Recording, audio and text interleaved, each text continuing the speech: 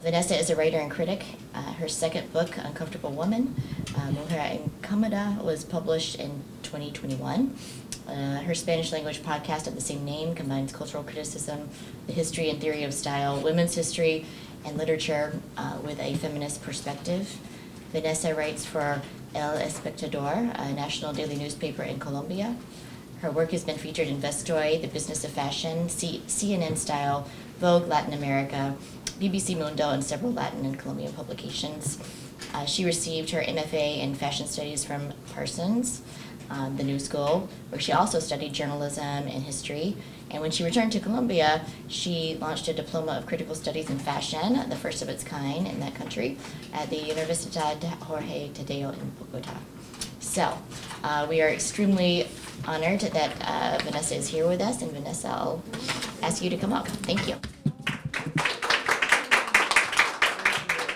It's such an honor to be here. I really want to thank the program and Molly and Eric and all of you for having me. New York is a very important part of my obsessions, of my academic background, of my family background, so it's kind of a dream to be back doing, especially doing the kind of hybrid things that I've been doing for the past decade.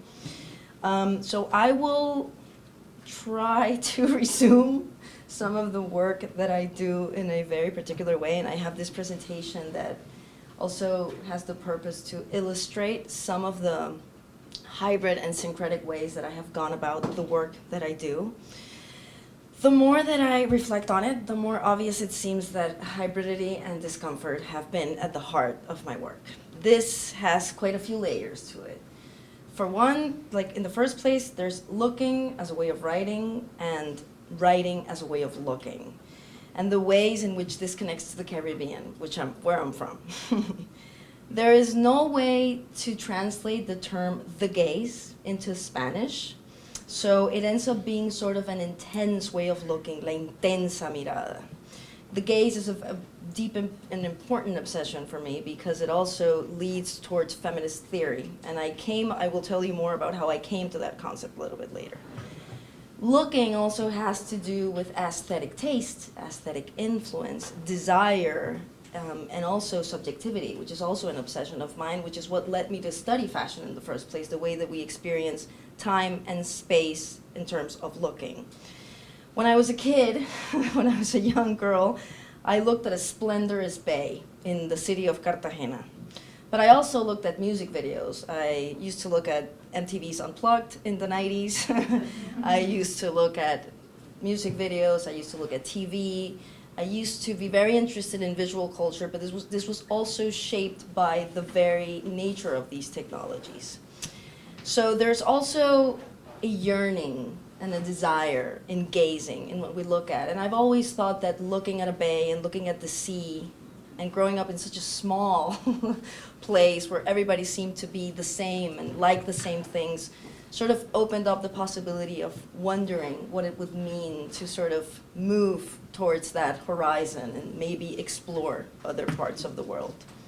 Discomfort is another layer to this, and it has to do with something that's also very important in my work, and it's the interstice, or I'm not sure if I'm saying that okay, or the in-between. In fact, when I was preparing for this, I remembered that when I was a teenager, although I can't sing or play the guitar or anything, I wanted to be a rock star. And I wanted to start a band called Crevice. And Crevice means the in-between.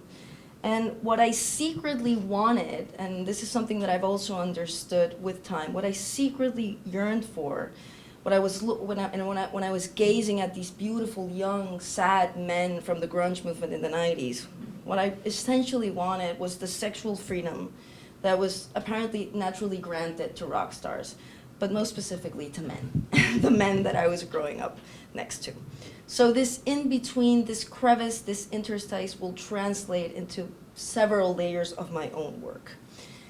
The freedom of rock and roll, the solitude of written pages, the glamour of divine, stylish women, the depth and substance of intellectual pursuits have all been cornerstones in my own pursuits, but they don't seem to go together. They weren't apparently harmonious in any way. The concept of the gaze first came to me in 2012, 10 years ago, when I came to Parsons, when I came to fashion studies, and it gave me the gift of words and of naming things that I had always been wondering and questioning of, because as you may know, Laura Mulvey in 1965 spoke about the male gaze, not just as the way that men look at women, but as a visual system that entails cinematography, but also the way that women learn to look at themselves. So for me also, and for the past decade and for my entire life, I think thinking critically has also been a way of gazing or a way of looking, and it usually entails discomfort. People may also assume that the Caribbean female gaze means all things that are related to tropicalism, but the Caribbean is more than a mere geography. It's a quality, and it usually speaks about something that sort of pours outside of what it apparently is. The Caribbean can be as gothic and as dark and as grungy and as new wave and as post-punk as it can get. But there is, for example, one music genre that to me exemplifies the nature of the Caribbean as a code, and it's salsa. Salsa is a genre that was actually born in New York in the 1970s, in Harlem, in El Barrio Latino in Harlem. But it was actually, and it's always been, a sort of amalgamation of all the rhythms and all the backgrounds from Dominican Republic, Puerto Rico, Cuba, Colombia, etc. But it is also a place or an amalgamation of a myriad of sounds and places. The Caribbean female gaze, to me, is a way of teaching that looks at the world from the lens of hybridity. It believes in creating and sharing knowledge by blurring the lines between genres, formats, and fields. It strives for anti-racism, and I will get into this because of my own white mestiza Caribbean look. It entails a decolonial epistemology, a female and a feminist gaze, and the belief that expanding the meanings of fashion implies looking at what the term can mean in other contexts. It's a philosophy that's also greatly defined by a Caribbean Latin American subjectivity that strives on syncretism or hybridity. Discomfort, for instance, has been a big part of my life experience. When I was a child, I did not identify with my peers. I was more into grunge, while my peers were into merengue. But this discomfort that has been part of my life, also like understanding from a very young age that certain freedoms were granted to men and I wouldn't have those freedoms because I was a girl or a woman, this has also poured into my intellectual vision of things. So I did not fit in the social sciences. I did not fit in traditional journalism. I did not fit in fashion. I did not fit in fashion studies. And I did not fit in traditional literature. So most of my life has been, and mainly also much inspired by Truman Capote, when in Music for Chameleons he wrote about writing a journalistic format that would bring in prose and cinematography and poetry and fiction and reporting. Very much inspired by that, what I've done is take and borrow from the most different and diverse array of fields and references in order to gaze at the world and think critically and write. I do not mean to hold myself as a model of any sorts.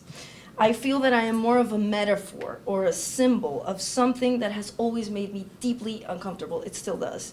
And it's the rigid constructions of the masculine and the feminine. The masculine topics and the feminine topics, which is something that I faced in journalism. There were the real journalistic topics, politics and economics, and then the women's pages. And also the way that fashion was constructed for so long, and fashion was so repudiated and neglected because it was associated to womanhood and the feminine. But also the discomfort produced by the way in which the social sciences were actually built. And as far as understanding that sociology could not merge with anthropology, the historical perspective could not merge with feminist studies. And this is something that I love about fashion studies. It actually granted me the possibility to blur the lines between the genres, between the fields.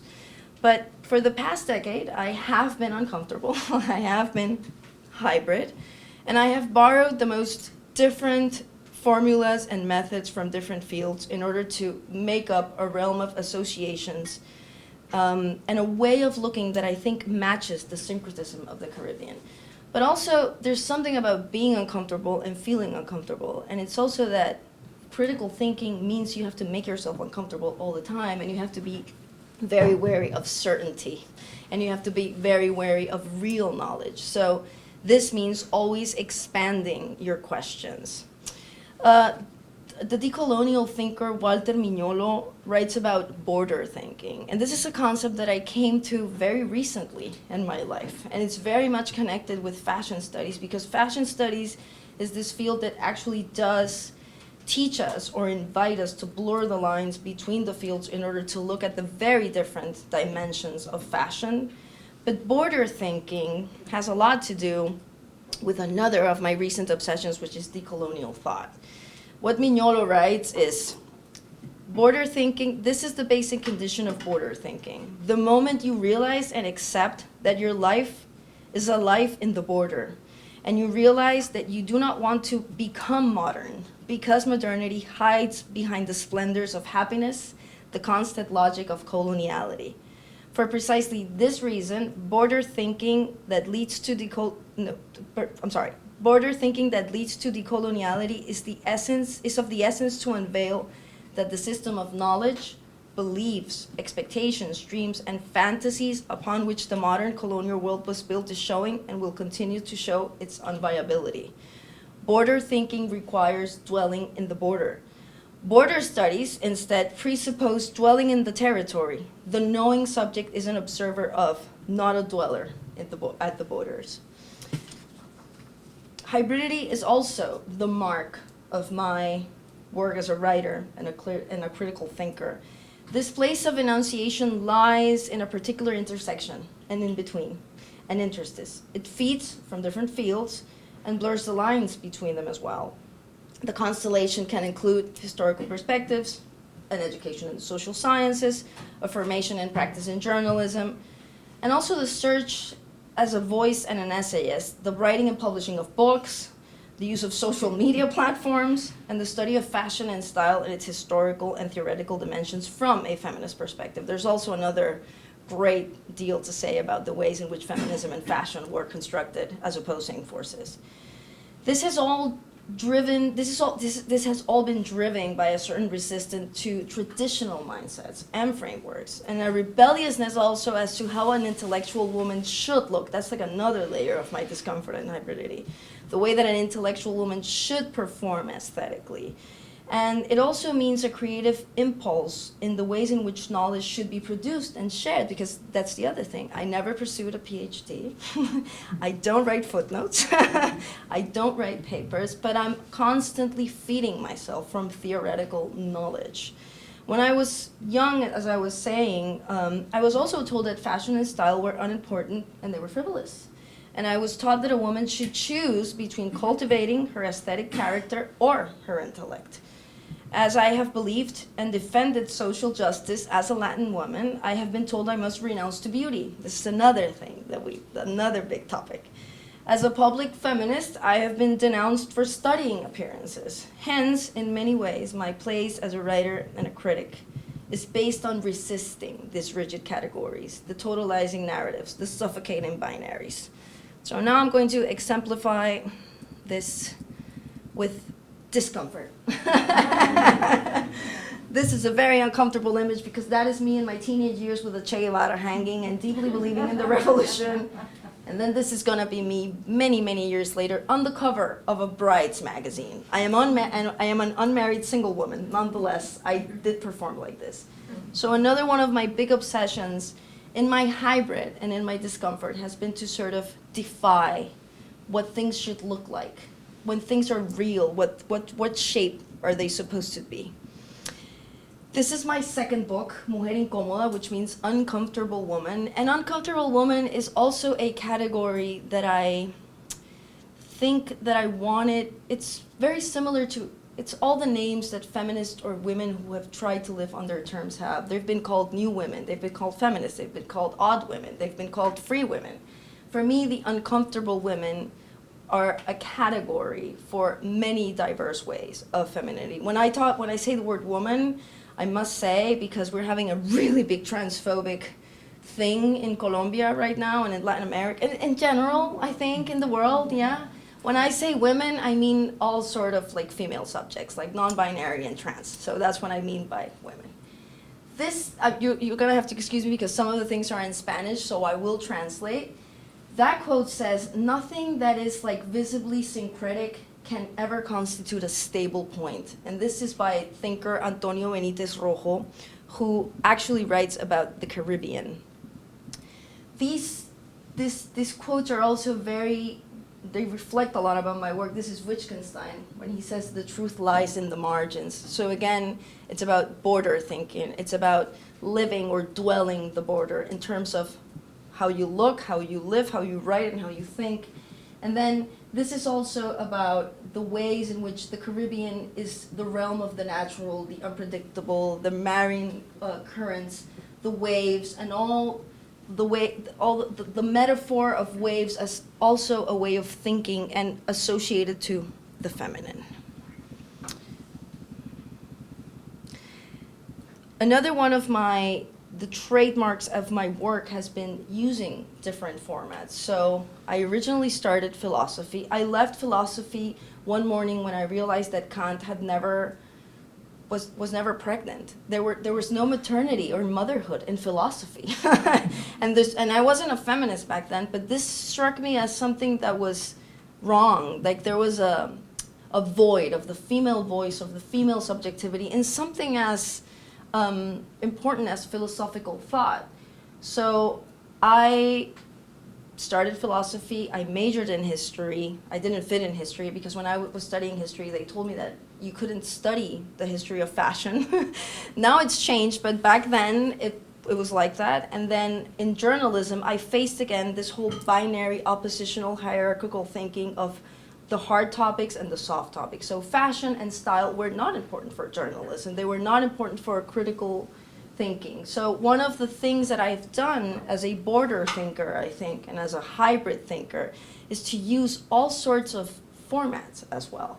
So one of the formats that I have been using for the past couple of years is a podcast. And the podcast is also called Uncomfortable Woman. And in this podcast has also allowed me to implement something that I deeply believe in, and it's the act of listening as a decolonial political stand. So I have been able to explore questions from the feminist perspective or bring in women that are able to sort of provide the views or the studies that I myself do not have.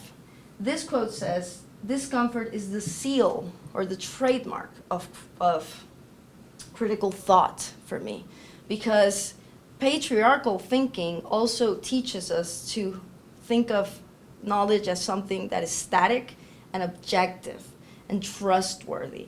And I identify with the great Siri Husbet's work when she says that one must use doubt as the most fertile sort of ground. And I think that critical thinkers and writers who are trying to think critically must always be asking themselves new questions and must always suspect of any sort of certainty or dogma. This is really funny. This is a little red leftist Care Bear taking over Latin America. But this also speaks about, this is a quote by Peter McNeill, who's a fashion historian, and it basically says, "Fashion is a mechanism for cultural struggle," which is another one of the things that I've also had a lot at the heart of my work. When you study something like fashion, when you study it inside out, you're able to subvert it. You're able to see the splendor and the ugliness, the visible and the invisible. And in order to even move towards a decolonial thought of fashion, you have to understand where we're coming from. And I'm gonna close this intervention talking a little bit about fashion criticism and fashion writing today, the way I see it. But these have also been the ways in which I've sort of stood in front of my subjects. Using hybrid formats, I've been a columnist, I've been a journalist. I used to go to Colombian Fashion Week. I used to sit in the front row with heels and take notes and then write reviews. I used to write for magazines. then I didn't fit there anymore. The ways that I've taught in Colombia have also been in the border, because a diplomado is like it's an intermediate program. It's not a master's degree, it's not an undergraduate degree, it's certainly not a PhD, and it's accessible to everybody, every single age, every single geography, every single field. So in a way, the way that I've taught has also aimed to be political in that way. There's also this idea of intellectual crossbreeding, which is very important to me. Hybridity, for me, also derives from a sense of non-conformity, but also perhaps from the syncretism that has been granted to me as a Caribbean mestiza, a person who learned to look at the world in front of a bay.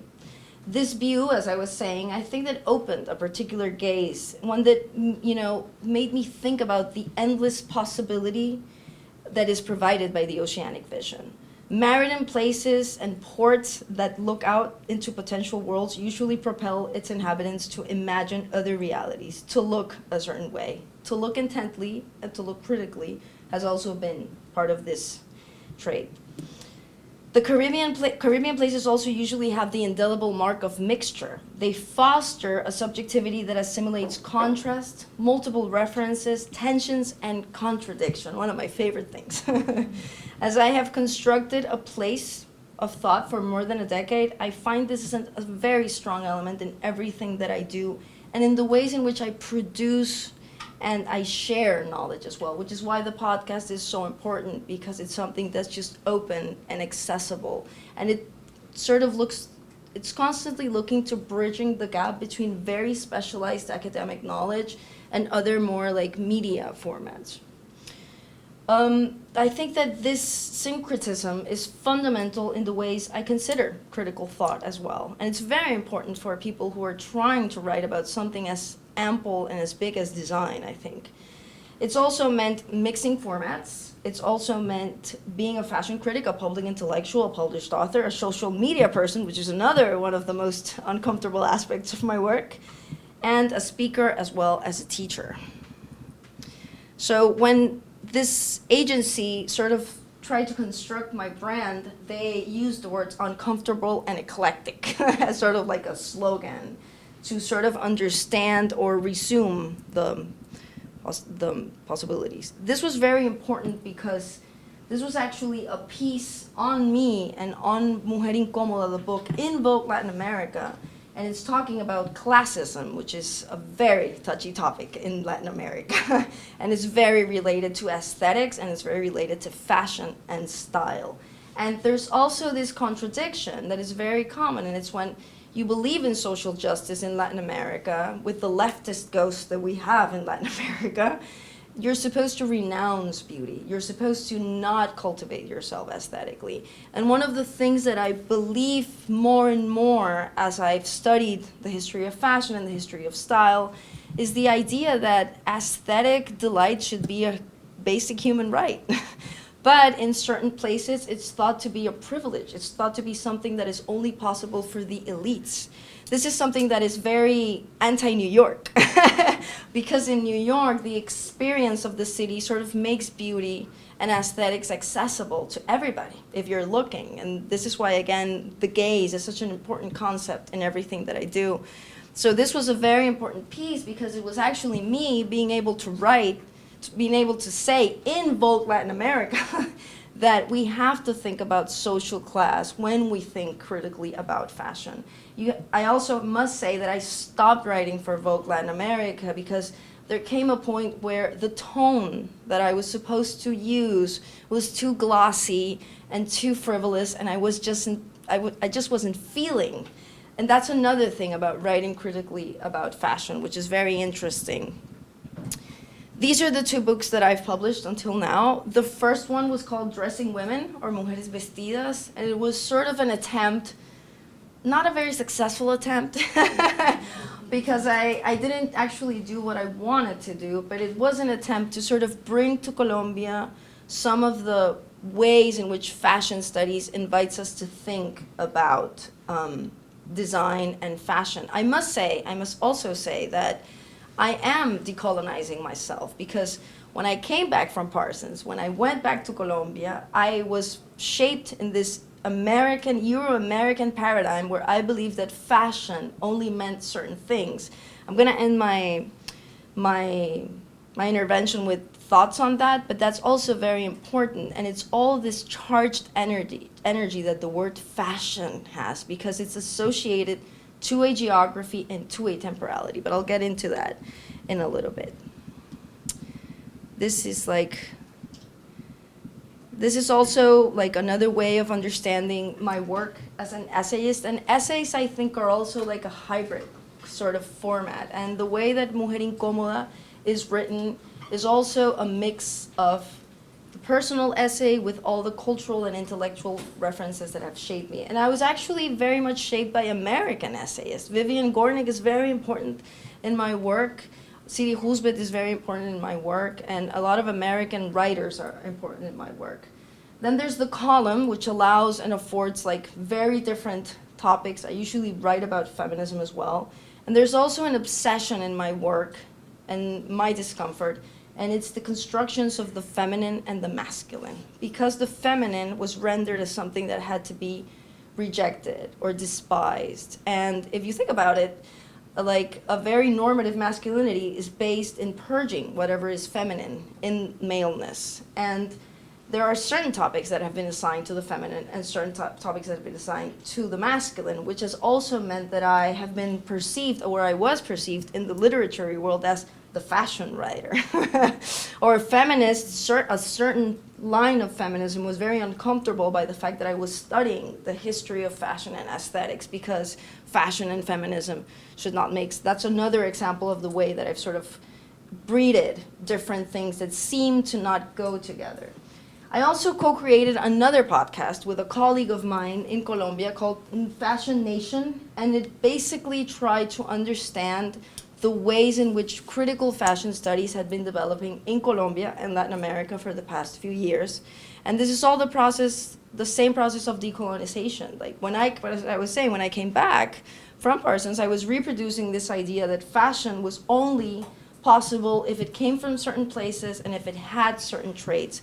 And one of the things that I've explored more and more is sort of disputing the way that fashion is defined.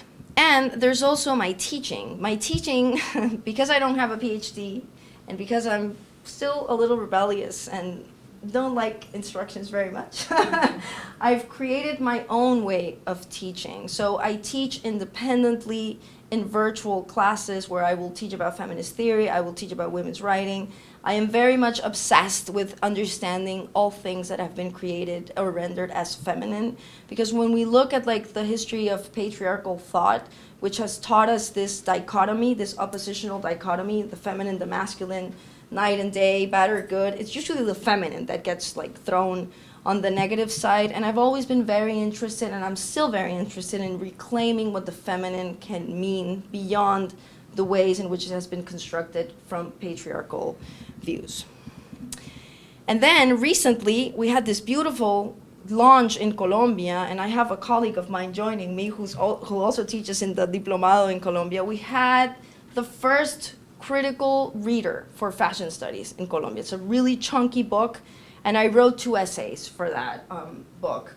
One is about a possible curation of wardrobes, because for me, fashion, like feminism in itself, it's like the personal is political. So it goes from the structural to the very personal.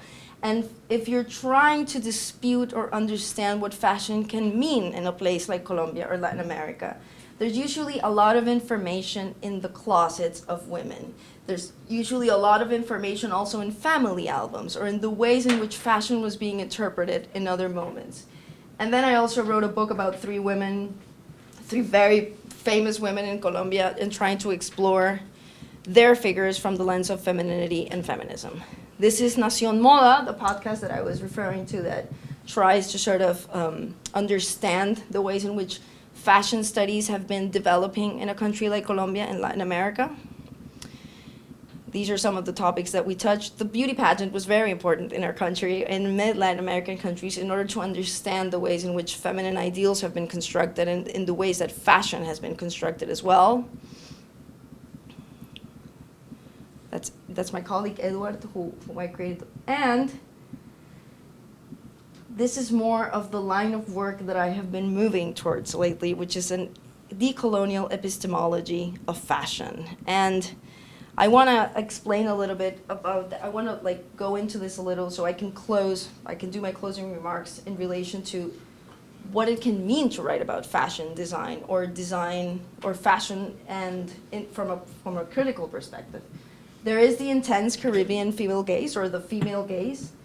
Style has everything to do with what we look at. So when you're trying to understand how fashion or what fashion means in a context like Colombia or Latin America or anywhere, the dominant pictorial representations are very important to understand that. And that shifts with time and technology, etc. There's also the fact that we have personal iconography. So most of us grew up with a grandmother or an aunt or an uncle or a grandfather who was incredibly stylish or would stand out for their clothes.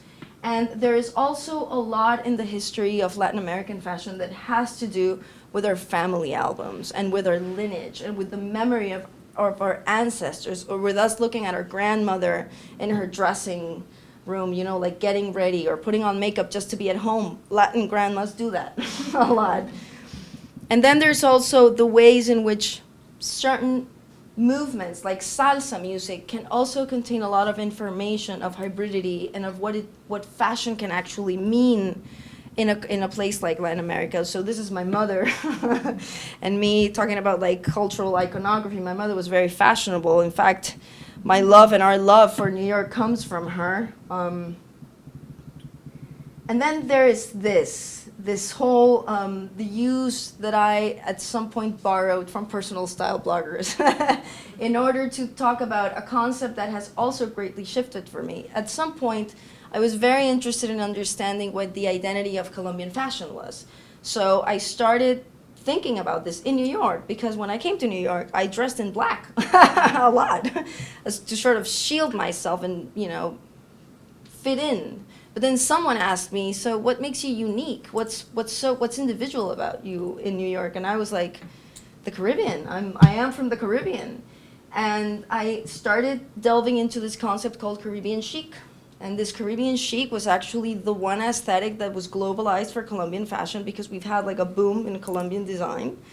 But then I started looking more into the Caribbean chic, and it's very important because it talks about imagery and the ways in which fashion can actually reshape the way a country understands itself. For a very long time, whenever you said Colombia, people would say cocaine, Pablo Escobar, war, terrorism. But since 2013, with certain like cases of global design success by Joan Ortiz or Silvia Cherasi, who really implemented this whole Caribbean chic look, people started to talk about Colombia from the fashion point of view, or in relation to fashion. But again, discomfort and hybridity coming into the equation, I started looking closely at the ways in which there were some tensions in terms of social class when it came to Caribbean chicness. So this whole idea of the tropical woman or the fabulous white woman usually, or white skin woman. Nobody's white in Latin America, but there are people with white skin, with the ruffles and the lively colors. It started to become very obvious that this had some class issues to it, and that we had to even think about the multiplicity of Colombia itself. Bogotá has a very different climate.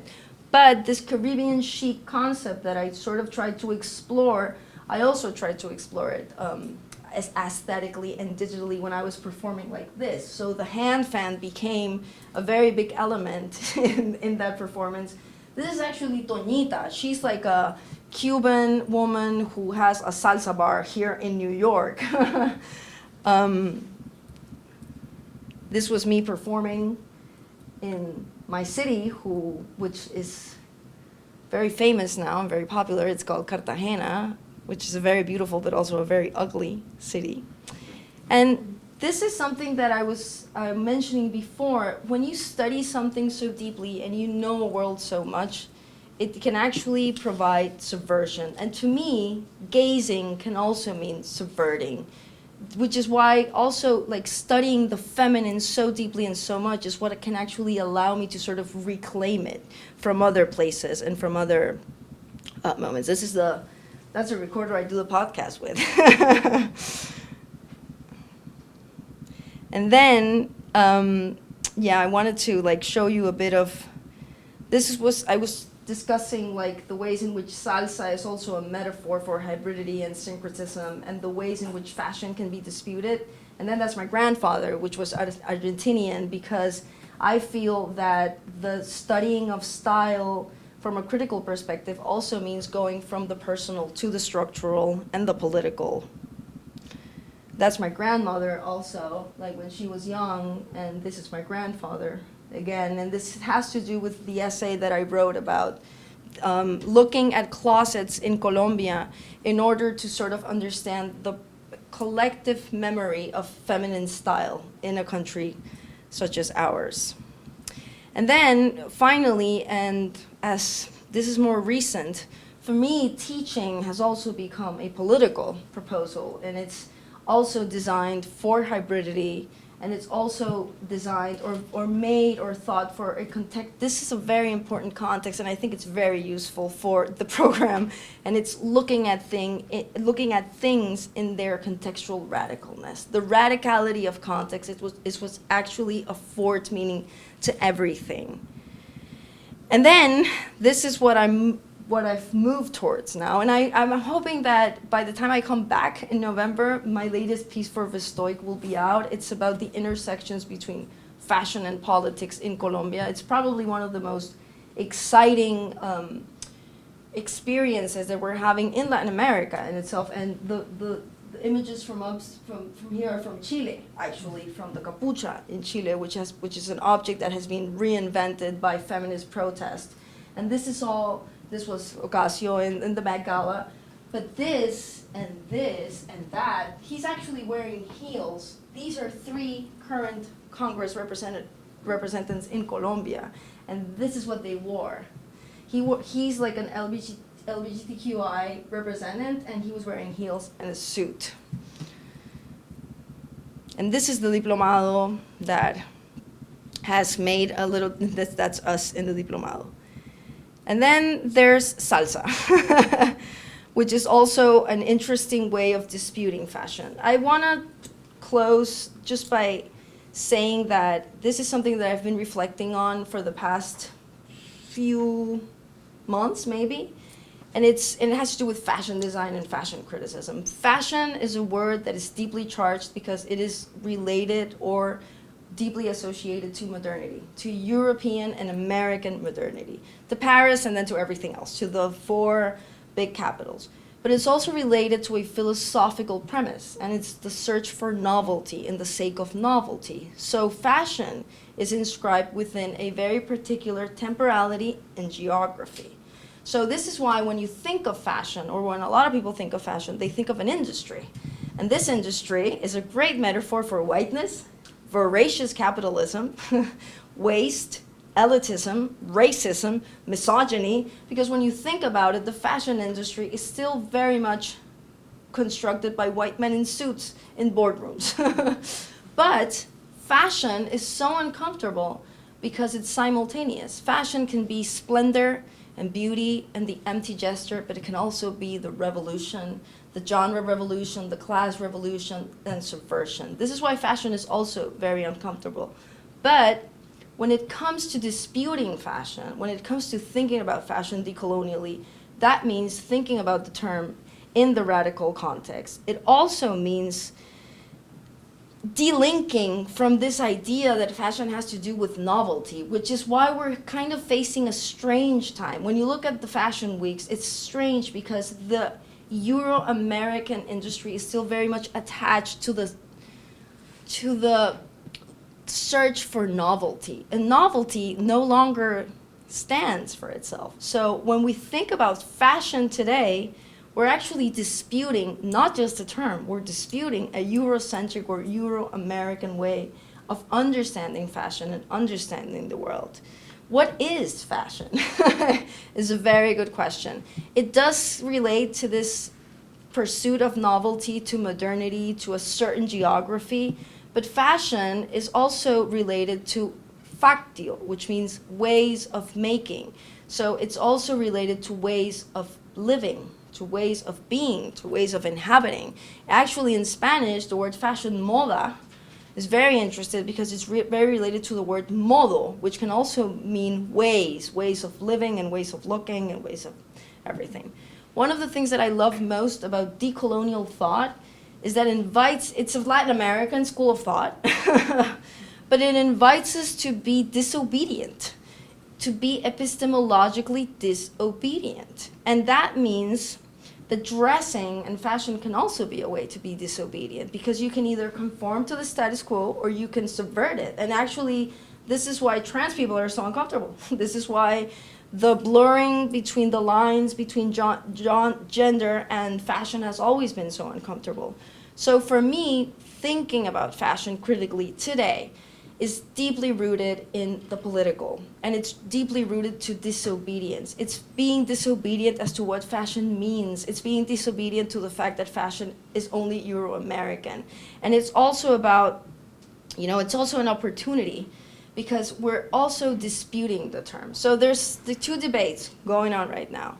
Some people claim that fashion should be used as a verb and not as a noun. When you use it as a verb, it's sort of amplifies the possibility. So it's not just related to modernity and Europe and the United States. So it can mean anything from any time. But then other people say that they don't want to use the word fashion because fashion is actually very associated to these very things. So it's a very interesting debate that we're having now. So how to reclaim such a charged word. But it's definitely a very metaphoric and uncomfortable territory to understand the ways in which we are currently questioning whiteness, where we're really and very much deflecting the white male gaze, where we're disputing what things actually mean, how knowledge is made, how it's produced. So for me, writing critically about fashion means looking at this political dimension when it's not just about how clothes can actually render political positions, but it's also about the very political implications of fashion in itself. And it's also an opportunity to be epistemologically disobedient. And it's a very political and cultural. And I think that people who want to write about fashion design today need to look at the decolonial and need to be disobedient in this way. So, thank you.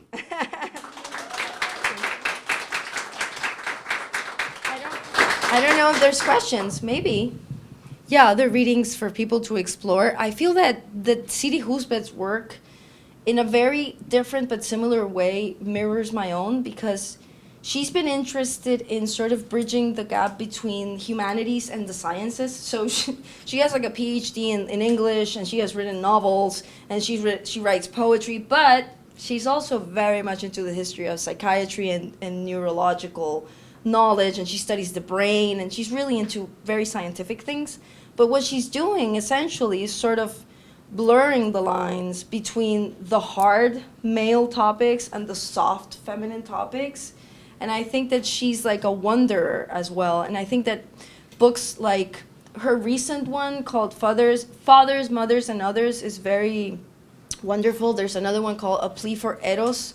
And then there's one called Looking, Thinking, and Living, which I think that also sort of speaks of this hybridity in other ways, but she's been very similar in that way. She's not conformed with, keeping a separate idea between one field of knowledge and the other. And you will also see the way in which she brings scientific knowledge into her fiction, which is really amazing. So, and I think that for anybody who loves New York, reading Vivian Gornick is very important. I mean, she's like the New York flaneur. She's the New York walker. She's the New York wanderer.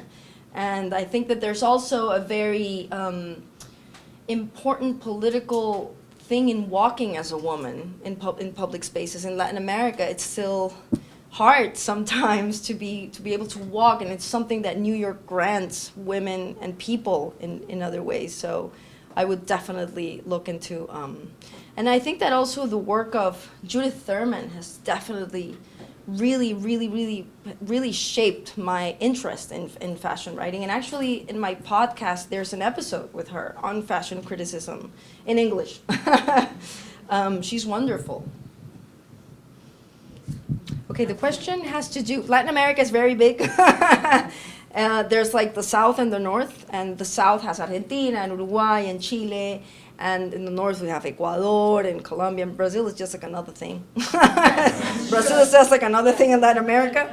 But then we have like, and her question goes as far as, is there a difference between the aesthetics or the styles that women from Latin America, from the South and the North may have?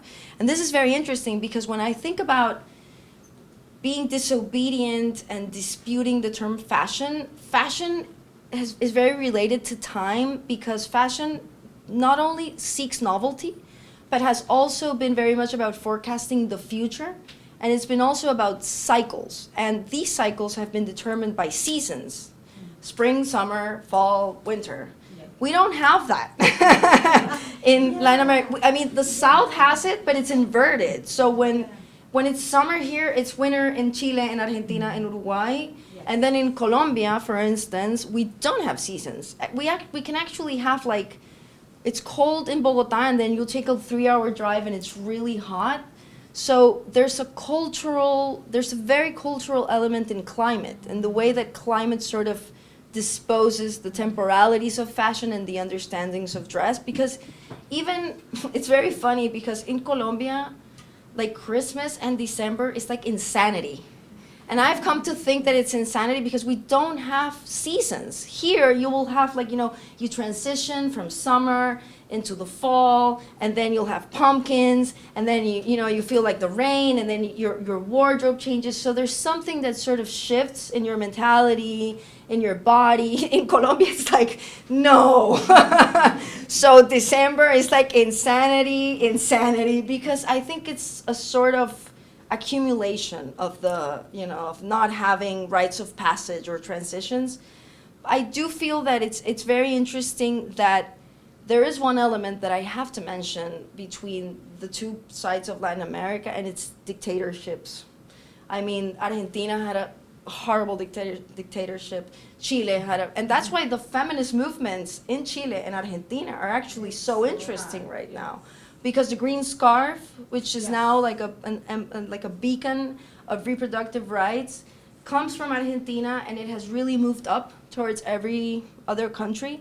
And then in Chile, as I was showing the capuchas, it's become very interesting because capuchas have always been like a symbol of leftist insurgents fights, but in the 80s and in the 70s, it used to be worn more by men, and they were black because they didn't want to get noticed by, this horrible authoritarian forces. Yeah. But now, as feminist protest and feminism has become aestheticized, and it's, become more comfortable with being feminine, you have this beautiful movement of capuchas, of women that are sort of, putting sequins on them, and they're red and they're green and they have leopard print, and it's very beautiful to see that. And I think that that's very interesting about the southern area of Latin America, whereas the northern part we have because of the weather, and I also think because of the very harsh realities of social mobility and the very importance of beauty pageants in Venezuela or in Colombia, for instance, or telenovelas also, we have other ways of understanding femininity. And I think that there's also not like drug trafficking, the ways in which narco aesthetics also sort of, came into the aesthetics. And there's also the conspicuousness of the body, a body that is also more made or designed for a certain kind of male gaze. So I think that's very interesting to see in like the South and the North of Latin America. I also want to say that one of the things that I think is very important when you talk about fashion is always understanding that it's a very multi-dimensional category. So when you talk about fashion, it's always important to sort of point out what you're referring to. So, for instance, I'm thinking that Dr. Valerie Steele has always said the body is central to fashion. Like, there is no fashion without the body, and the body means many things. And it's very interesting, and also, like, fashion studies per se speaks about fashion being like an embodied experience. So the body is crucial to it. And this idea of fashion being white and thin is also one of those disputes that we're having in one of the components of decolonial thought of fashion, I think. And it's also like sort of amplifying the beauty ideals of the body. It's interesting because one of the things that I forgot to include is that I am Latina, I am mestiza, but I'm white. I'm from the Caribbean, but I'm white. I'm not a black woman, and this has put me in a certain position of privilege. It still does. So it's very interesting to also think that first, there are many sort of Latin American bodies. There have been some archetypes and some stereotypes along the Latin American body, but we have also seen the ways in which reggaeton has also sort of reclaimed voluptuousness as something else. And you mentioned Lido Pimienta, who's a Colombian artist, and she's trying to sort of defy whiteness but also thinness in the music industry. But I also think of Kali Uchis, who, you know, she did this one thing that's so interesting because in Colombia we have this one object called the buttocks enhancing jeans. In Colombia, we actually developed a technology that enhances the buttocks. And a lot of women, when they're shopping for jeans, they actually check out how the jeans look in the butt. This is why Levi's is such a famous thing. But these jeans, this object, has been codified in terms of class. So it's been rendered as associated to narcos, to like bad taste, to women who are not rich, to women who are not classy, who are not tasteful. And then comes Kali Uchis, who is Colombian, originally from Colombia, who has actually shot some of her videos in her local city, Ibagué. I think it's Ibagué or Pereira, I don't remember. Pereira, yes. And she launched a line of buttocks enhancing jeans, which was recently written about by a journalist in W Magazine, about how the buttocks enhancing jeans have actually served as a way for Latinas in the US to mark their identity, to sort of reclaim this curvy, voluptuous aesthetic. So it's very interesting because that's where you also see how fashion is so fickle. Like, who legitimizes something to be tasteful or fashionable? And I've always said, like, I really wonder if someone, like one of our big socialites in Colombia would wear, like, one of these jeans, what would happen? Would they suddenly become popular? Because they've been so, not just gendered, but they have a lot to do with social class. I think that one of the most interesting things about a style or dress as a way of being disobedient is also this aspect of amplifying what the ideal body looks like and sort of making women more comfortable with other shapes. Because when I was growing up, you had like 90210 and you had Kate Moss and you had, you know, like Cindy Crawford and Claudia Schiffer and these like Amazon women. That's one of the things that has to do with fashion and images. Like, when I was growing up, images were more limited. So we had like magazines and TV shows, and really like 90210 Beverly Hills is like really important for a lot of Latins. But then now you have this really big repertoire of possibilities that are challenging what beautiful means. And I think that it's very important, and I actually want to share that with the class, with the program. There's this reading by Rolando Vazquez called Modernity, the Greatest Show on Earth. And he talks about the regime of the visible as being political. Like, what modernity shows as visible is what we deem as beautiful. And this is why fashion is so political, because fashion tells us what beauty is, what we should be trying to look at. So I think there's like a tension right now. Like, we're looking toward more body types, but there's still like an attachment to thinness and whiteness. So, yeah. Yes. Vale. Okay, so according to what she said, I just don't know like what you think in terms of how this also becomes like a fetish towards Latina Yeah, of in her course. body. Oh, And, yeah. like, I felt it, you know, like I'm very Latina. It's like sometimes, of course, I felt my body, it was too much for like, Colombia in terms of like mis piernas, they're big, you know, like everything's like very Latino, like very what Kim Kardashian and those people are trying to construct. Yeah. So I'm just like very worried about like The even though fetishization. we love Karol G. Yeah. And we love like all these reggaetoneras, how these also could cross a line in between like fetish and like I don't know, I'm just super like this is something that is like on my head right now. Yeah. And also, well, like going to another part, like if it's like fetish in terms of body and like also like fetish in like I don't know, like this has another way of going, but it's like Sofia Vergara in terms of language. Yeah. So like it's like Karol G, fetish, Latina, but accent. Yeah. You know, like she speaks like that, but she speaks like that because they want to sell that Latin accent. You know? So it's like I'm just so worried about like those two things and how like from fashion studies, which would be like Latin American, you know, like that side, could that work out or would that be also in Spanish? Like would the things be writing in Spanish? Like what about accents? What about like English? What about like Spanish? You know, I just well, I mean, it means that you're uncomfortable, and that's wonderful.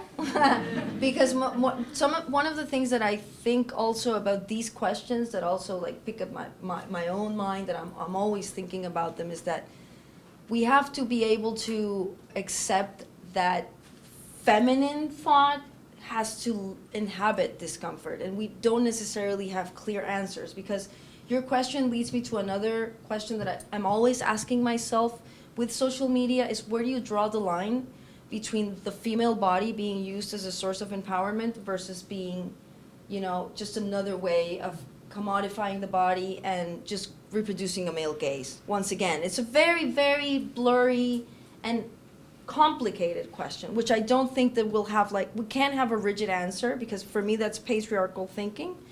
And what you bring up, Vale, also takes me to this other idea of how fashion, or Euro-American fashion, constructed this narrative of the center and the periphery. And Latin American designers and and African designers too will usually self-exoticize or self-orientalize as a marketing tool.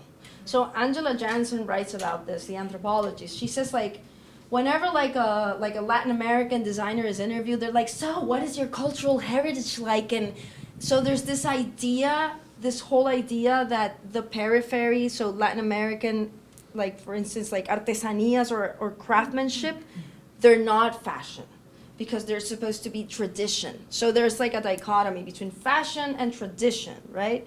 And there's this whole dichotomy between the center and the periphery. And this self-exotization or exotization or self-orientalization is very common in a lot of us Latins, not just in like music or beauty, in everything. Like we're kind of using this difference from the Eurocentric model in order to assert a sense of uniqueness. And that also leads me to the idea of how fashion as a logic, fashion as an industry, is voracious for novelty, which is what explains that fashion has also been accused of cultural appropriation so much, of decontextualizing so many references in order to sell novelty and sort of sell this idolatry of the commodity. So this happens also when you're sort of playing into the Latina, I'm exotic. So what does it mean to be exotic? When you're exotic, you're sort of, you know, reproducing an idea that there is an actual center and you're outside of it. And this happens in design a lot, which is very interesting, but it's very tricky, which is why I always tell my students whenever I show them decolonial thought, I'm always like, yo, there's no coming back from decolonial thinking. Like when you put your decolonial lens on, it's like there's no coming back. But everybody's like so anxious, like, how am I gonna change this? How are we gonna decolonize everything?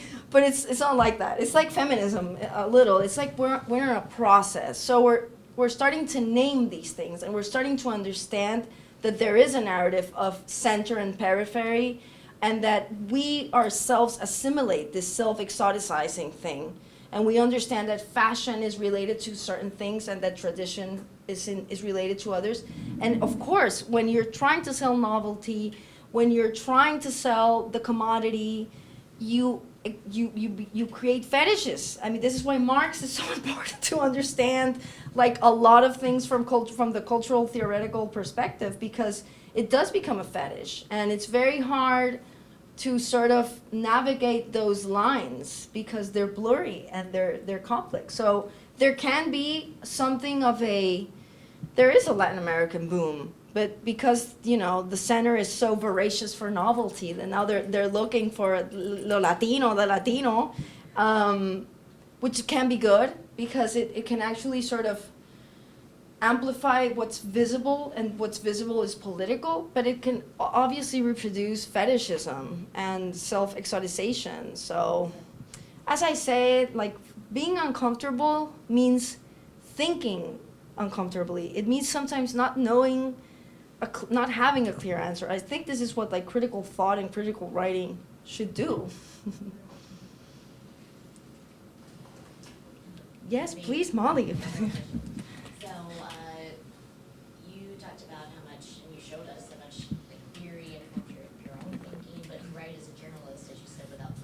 Yeah. And you decided to not pursue a PhD. So I was wondering if you could talk just a little bit about your personal interest in audience. Like, who are you reaching? Yeah. Yeah, that's a great question, because I also feel that the women, the young women who are very generous in listening to me and reading me have found that this hybridity is something that really appeals to them, because I think that a lot of us were told that, as I said, you're supposed to choose. You either cultivate your intellect, or you cultivate your aesthetics. And if you're a thinker or an intellectual, you're not supposed to look a certain way. And my very own work subverts that in many ways. And I think that these women feel identified with something that I feel is very important. And it's that women, we're still fighting to normalize complexity. We're still struggling to be complicated, to be complex, to be multidimensional, because we've been constructed in archetypes that are dehumanizing and simplifying. So that is one thing. And then there's also the fact that I try to bridge the gap between very specialized academic knowledge. So I will look for really, like, specialized theorists in certain topics, or historians, or sociologists, or feminist activists, in order to show their work in a more democratic way. And I feel that the women who are reading me are the uncomfortable ones, because they don't fit in. Maybe they majored in sociology and they were told that fashion was not important, or they were supposed to look a certain way, or maybe they were feminist activists and they were also told that if you were fashionable, you would be bourgeois. So I think that my audiences are people who are trying to be complex, and who are trying to be multidimensional, and who are not conforming to just one way. And I feel that it's people who are willing to ask themselves uncomfortable questions, and who are really willing to not be dogmatic. I think that dogma is the most patriarchal and Catholic thing ever. Like, we're taught, like, this is it. Like, you can't question this. And I think that it's also along those lines. So it's also very interesting to see that it's different. Like, when I was in my early 20s, the dichotomy was harsher. Like, you were either an intellectual or a fashionable woman. I think that younger women have more possibility now, but we're still struggling for complexity. But I also aim for men to read me, because when you study the feminine so much, it's inevitable to touch upon the masculine as well, and the ways in which patriarchal learnings hurt men and imprison men, and they hurt men in so many ways. And as I was saying, and Vivian Gornick writes this, she says that literature has basically showed us the masculine experience as the metaphor for the human condition, and we're only starting to maybe move towards writing or a sensibility that is feminine and that is shown from the female perspective. But she also says that it's crazy how much of masculinity means purging women. When you think about it, like masculinity, a certain sort of masculinity sort of tries to purge whatever is feminine. So I also aim for men to be uncomfortable, and to be uncomfortable men as well, to read me. Excellent. Well, I think we can continue this conversation next door, and everybody can have their glass of wine.